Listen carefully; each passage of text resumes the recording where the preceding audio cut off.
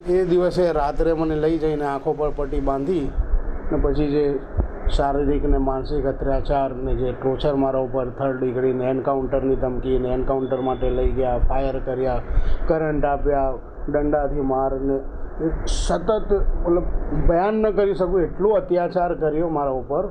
24 September 2002 ગુજરાતના ઇતિહાસમાં આ દિવસને કેમ ભૂલી શકાય?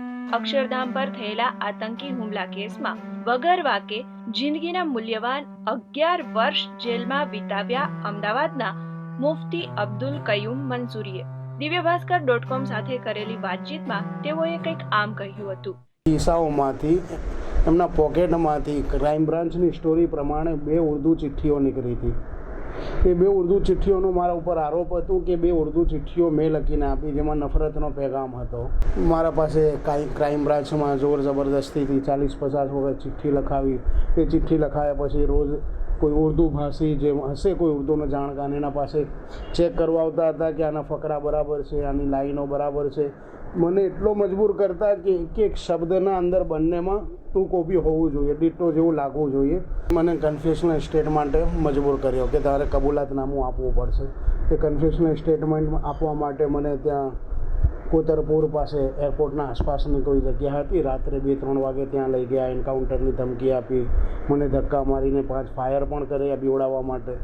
બરાબર જુલ્મો જબરી અને દમનથી મારા પાસે કન્ફેશનલ સ્ટેટમેન્ટ લઈ લીધું ને મારા ઉપર જે એલિગેશન જે આરોપો નાખ્યા એમાં એક મુખ્ય હતું કે આ 2 આતંકી જે આવ્યા હતા એ 2 આતંકીને મેં અહીં શેલ્ટર આપ્યું, પનાહ આપી। કેસમાંથી નિર્દોષ છૂટેલા મુફ્તી કયુમે પોતાના 11 વર્ષના દર્દને એક પુસ્તકમાં બયાં કર્યું છે, પરંતુ ગુજરાત પોલીસ તેમના આ પુસ્તકના લોન્ચિંગને અટકાવી રહી છે।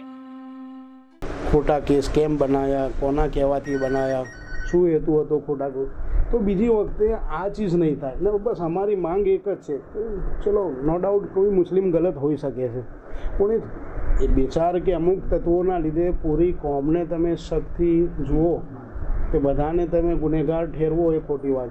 તો અમારા ઉપરથી આ લેબલ હટે આતંકવાદનું, એનાથી મોટી ખુશી કઈ હોઈ શકે? અમે દેશના વફાદાર હતા, દેશના વફાદાર છે અને ઇન્શાલ્લાહ દેશના વફાદાર રહીશું। ટીમ અમદાવાદ, દિવ્ય ભાસ્કર।